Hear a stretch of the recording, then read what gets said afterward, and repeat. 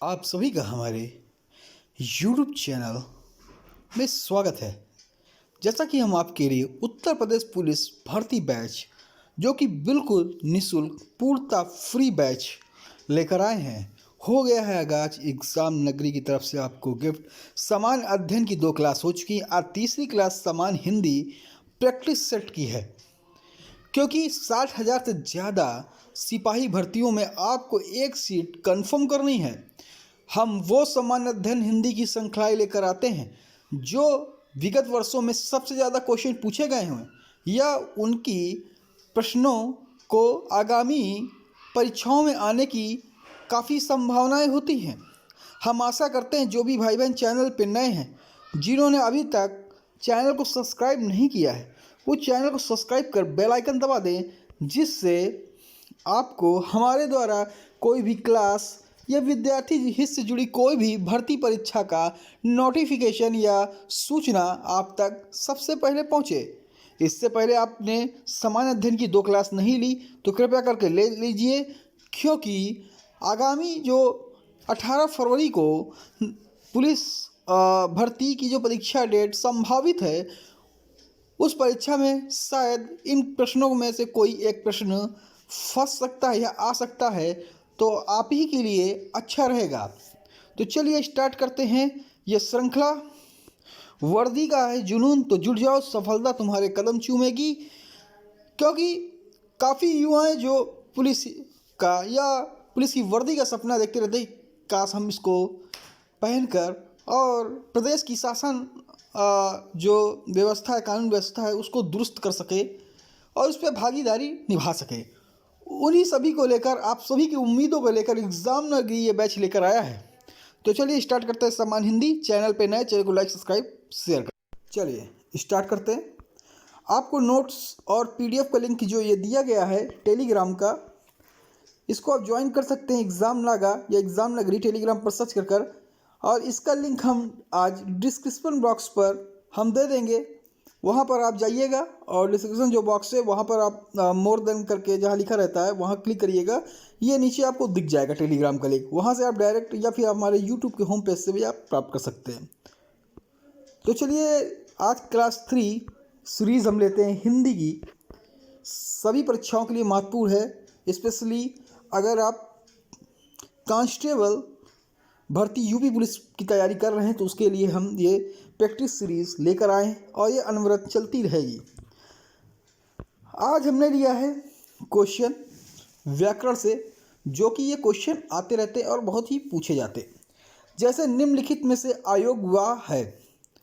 पहला option A विसर्ग, दूसरा महाप्राण, तीसरा संयुक्त व्यंजन, चौथा अल्पप्राण। आपको बताना निम्नलिखित में से कौन अयोग्य वह है। A B C D. जल्दी से आप हमारे YouTube के कमेंट बॉक्स पर कमेंट भी कर सकते हैं। इस वीडियो के नीचे कमेंट बॉक्स में आप कमेंट कर सकते हैं कि पहले का आंसर क्या है। हम बताते चलते हैं, हम आपको बताएंगे, लेकिन आप जल्दी से कमेंट करिए अयोग्य वह क्या है। ऐसे ही क्वेश्चन आपको यूपी पुलिस के समान हिंदी पर देखने को मिलेंगे। तो कि अयोग्य वह पूछा गया है, तो महाप्राण और अल्पप्राण आपने सुना होगा, संयुक्त व्यंजन सुना होगा, छत्रज्ञ, ऐसे ये संयुक्त व्यंजन होते हैं ऋषि, ये संयुक्त व्यंजन होते हैं 4, ठीक है। और अल्पप्राण और महाप्राण आपने देखा होगा, ठीक है, पहला, तीसरा, चौथा, पांचवा, ठीक है, ये हम आपको सब बताएंगे। लेकिन जो अयोग्य वह है तो ना ही महाप्राण है, ना ही अल्पप्राण है, ना संयुक्त व्यंजन है। आपका ए विसर्ग को ही हम अयोग्य वह कहते हैं, ये अयोग्य वह है। चलिए दूसरा क्वेश्चन अगर हम देखें, किस क्रमांक में ई स्वर का सही उच्चारण स्थान है, तो यहाँ पे ई पूछा गया है। तो सबसे पहली अच्छी चीज़ है, आप अपने मुख से बोलकर भी निकाल सकते हैं ई ई ई। तो ये आप जब मुख से बोलेंगे तो आप देखिए ई बोलने में कहाँ पे आपको दबाव महसूस हो रहा है, जीवा, ओष्ठ, तालु, मूर्धा या कंठ, कहाँ पे दबाव, ई ई। आप देख रहे हैं ई बोलने पर आपके जो तालु हैं दोनों, ई तालु के बीच से हवा निकल रही ई, तो तालु का यूज हो रहा है। आप बोल कर देख लीजिए, तो ई का सही स्थान आपका तालु हो जाएगा। राइट आंसर इसका तालु हो जाएगा। ठीक है, तो यहाँ पे आप तालु पे सही बता देंगे। आपने कमेंट में क्या किया तो ज़रूर बताइएगा, ताल। ठीक है, कंठ से का वर्ग हो जाएगा, का खा गा गा अंगा। ठीक है, ओष्ठ, जिस पे ओष्ठ हमारा खुले, ओष्ठ वो हो जाएंगे। मूर्धा, जिससे हमारी मूर्धा जीभ का इस्तेमाल हो, वो। ठीक है, चलिए अगला क्वेश्चन देखते हैं। व्यंजन, एक मिनट इसको छोटा कर लेते हैं कि पूरा क्वेश्चन आ जाए। चलिए, व्यंजन वर्गीकरण की दृष्टि से जो ला है, व्यंजन किस वर्ण भेद में रखा जाएगा? वेरी मोस्ट इंपॉर्टेंट क्वेश्चन है, देख लीजिए। ऐसे ही क्वेश्चनों की प्रकृति होगी जब आप 60,000 सिपाही भर्ती का पेपर देंगे। ऐसे ही तमाम क्वेश्चन आपको देखने को मिलेंगे। अगर सीरीज अच्छी लगी हो तो कमेंट बॉक्स में ज़रूर कमेंट कर दीजिएगा। पीडीएफ आपको सभी क्लासों की मिल जाएगी। करंट अफेयर्स भी हम चालू करने वाले हैं। 6 महीने तक करंट अफेयर हम आपको रटा देंगे। ठीक है, तो चलिए यहाँ पे आप देखिए, व्यंजन वर्गीकरण की दृष्टि से ला व्यंजन किस वर्ण का है? इसका आंसर आपको देना है मूर्धन, वस, कंठ, दंत। चलिए इसका आप आंसर दीजिए, कमेंट बॉक्स में ज़रूर कमेंट करिएगा। तीसरे का ABC में कौन सही है? तो देखिए, जो व्यंजन की दृष्टि से व्यंजन वर्गीकरण की दृष्टि से जो ला व्यंजन है, ये जो व्यर्थ से लिखा हुआ बी ऑप्शन इस वर्ण भेद में रखा जाएगा, ना कि मूर्धन में, ना कि कंठ में, ना ही दंत में। चलिए अब यहाँ पे छा पूछा गया है, तो छा वर्ण किस योग से बना हुआ है? तो ये जो छा है, ये छा सबसे पहली बात आप जान लीजिए, ये संयुक्त व्यंजन है। जब ये ऊपर आया था ना क्षत्रज्ञ, तो ये आपका छा संयुक्त व्यंजन है। अगर आ जाए तो आपको पता चल जाएगा कि छा है, त्रा है, गया, ये सभी संयुक्त व्यंजन है। लेकिन जो आपका जो छा है वो आपका किस में बना है? आपका ए ऑप्शन कासा, काचा, काछा, कासा। ABCD में जल्दी से कमेंट बॉक्स में कमेंट करिए किससे बना है। ठीक है, देखिए जो आपका जो छा बना है वो का प्लस सा, मतलब आधा का है। ये हलंत मतलब आधा लग जाता है, आधा का, और प्लस शरीफा वाला सा। देखिए, ठीक है, ये आधा का प्लस ये वाला सा, ये बनकर क्या बना है आपका? ये बन जाएगा छा। ठीक है, तो छा वर्ण किस योग से बना है? ये क्या है? संयुक्त व्यंजन है, का और सा। और आप जानते हैं छा आपके SH लिखते भी हैं, तो देखिए के से का, SH से याला सा। अंग्रेजी वर्णमाला में भी अगर आप लिखते हैं छा तो KSH लिखते हैं ना, तो के से का और SH से ये सा। ठीक है, तो यहाँ पे आपका राइट आंसर ए हो जाएगा और ये वाला सही हो जाएगा। ये वाला का और सा नीचे वाला सही मत करिएगा। ठीक है, डी नंबर नहीं है, ऊपर वाला। अगला अगर हम देखें कि 5वां क्वेश्चन लिख लें, देखें, निम्नलिखित में से कौन सा वर्ण उच्चारण की दृष्टि से दंत नहीं है? तो आपको उच्चारण की दृष्टि से दंत पूछा गया है। एक इसका शॉर्टकट ट्रिक होती है, अगर हम बता दें शॉर्टकट इसकी ट्रिक अगर हम बता दें आपको। चलिए एक मिनट, इसमें क्या पूछा है? दंत नहीं है। इसकी शॉर्टकट ट्रिक भी होती है, जैसे KTDM, के से कंठ, टी से तालु, डी से दंत, एम से मूर्धा। तो इसमें का वर्ग आ जाएगा, चा वर्ग आ जाएगा। ठीक है, इसी तरह ता वर्ग मूर्धा वाले आ जाएंगे, दी से दंत वाले आ जाएंगे। तो यहाँ पे पूछा गया है निम्नलिखित कौन सा वर्ण उच्चारण की दृष्टि से दंत नहीं है? तो देखिए, जो ता वर्ग है, ता वर्ग है, ठीक है, ता था दादा ना, जो ता वर्ग है ये आपका दंत वर्ग है, KTDM। तो ये दंत में आ जाएगा। तो दंत में जब आएगा KTD, तो ये ता वर्ग आ जाएगा डी में, इसमें का वर्ग आ, इसमें चा वर्ग आ जाएगा। तो आपका जो ता है, ये भी दंत है, ता था धा ना भी दंत है, दा भी दंत वर्ग में आएगा। जो टा वर्ग है, जो टा है शब्द अक्षर है, ये आपका दंत नहीं है। ठीक है, ये आपका दंत नहीं है। तो मेरे ख्याल से आपने भी यहाँ पे सही आंसर दे दिया होगा, टा वर्ग। ठीक है, ता था दाना ये सभी आपके दा। हिंदी 6वां क्वेश्चन देखते हैं। हिंदी शब्दकोश में छा का क्रम किस वर्ण के बाद आता है? तो देखिए इसमें छा का वर्ण पूछा गया है। तो ये मैं हर तरीके के क्वेश्चन लिया हूँ, व्याकरण से, रीजनिंग भी टाइप के क्वेश्चन हैं जो आपको आगामी सिपाही भर्ती परीक्षा में सम्मान हिंदी पे आपको देखने को मिल सकते हैं, या आप किसी भी परीक्षा की तैयारी कर रहे हैं उसमें भी देखने को।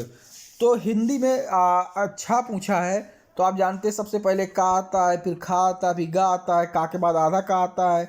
ठीक है, ये आपने पढ़ा होगा। लेकिन छा पूछा है हिंदी शब्दकोश में, छा। तो जब छा का आप ये संयुक्त व्यंजन है, इसका जब आप तोड़ेंगे तो स्मॉल का प्लस ये वाला सा शरीफ वाला ये आएगा। और ये क्या है? छा क्या है? ये संयुक्त व्यंजन, दो व्यंजन से बना हुआ है, तो संयुक्त व्यंजन है। तो छा से पहले क्या आएगा? तो छा से पहले क्या आता है? का। राइट आंसर ए हो जाएगा, का, ना कि छा, ना कि त्रा, ना कि ज्ञा। किसी लोग कि कोई भी लोग को नहीं पता, वो कहेंगे शब्दकोश में चा छा झा झा छत्रज्ञा, तो त्रा भी लगा देंगे तो गलत हो जाएगा। वो सीरियल क्रम में है, वो सीरियल क्रम में छा के बाद त्रा आता है। लेकिन हिंदी शब्दकोश में जैसे ABCD सबसे पहले का खा गा, अगर उस तरह देखें तो इसमें जब इसको तोड़ेंगे तो का पहले आएगा। तो छा क्रम में किस वर्ण के बाद आता है? तो का के बाद। ठीक है, तो इसका राइट आंसर का हो जाएगा। आपने क्या लगाया था ज़रूर बताइएगा। चलिए,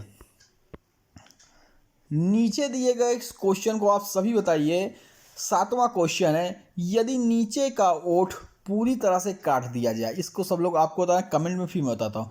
यदि नीचे का ओठ पूरी तरह से काट दिया जाए तो किस ध्वनि के उच्चारण में कठिनाई होगी?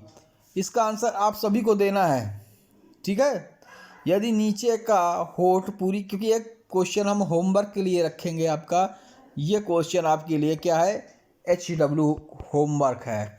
इसको आप कमेंट बॉक्स में इसको कमेंट करेंगे। ठीक है, यदि नीचे की होठ को पूरी तरह से काट दिया जाए तो किस ध्वनि के उच्चारण में कठिनाई होगी?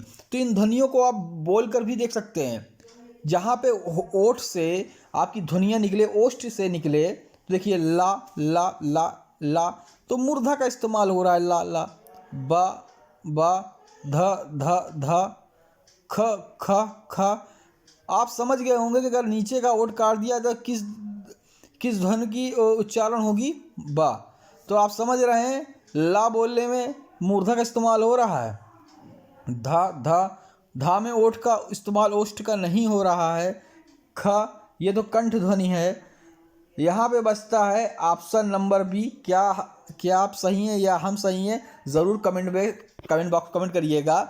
इसको मैंने हिंट दे दिया लेकिन बताऊंगा नहीं, इसका कमेंट चाहिए मुझे। ठीक है, किस क्रमांक में अघोष व्यंजन है? तो अघोष और घोष व्यंजन आपने पढ़े होंगे। अघोष कहें या सघोष, सघोष या अघोष या घोष व्यंजन। तो इन्हें आपको बताना किस क्रमांक में अघोष व्यंजन है। यारा, वाह, ड़ा, अड़ा, शा। तो अगर ये शाह हो जाए, ये वाला शाह हो जाए, ये वाला शाह हो जाए और ये आ जाए, तो इन्हें ऊष्म व्यंजन भी कहते हैं। क्या कहते हैं? ऊष्म व्यंजन।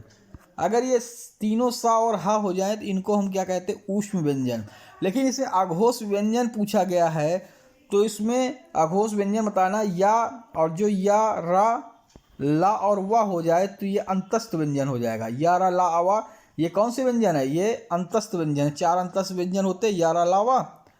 अगर इसमें पूछा क्या है अघोष व्यंजन, तो आप तुरंत डी नंबर कर देंगे। ये दोनों सा जो हैं ये अघोष व्यंजन है, डी नंबर आपका राइट आंसर हो जाएगा। शा सा। चलिए अगला क्वेश्चन देखते हैं। किस व्यंजन के उच्चारण में जीवा तालु से टकराती नहीं है? तो सबसे पहले इसकी ट्रिक से अच्छा मैं कहता हूँ इसको आप बोल कर देखिए, आप 100% कभी भी गलत नहीं करेंगे। ए चा, बी या, सी घा, या डी सा।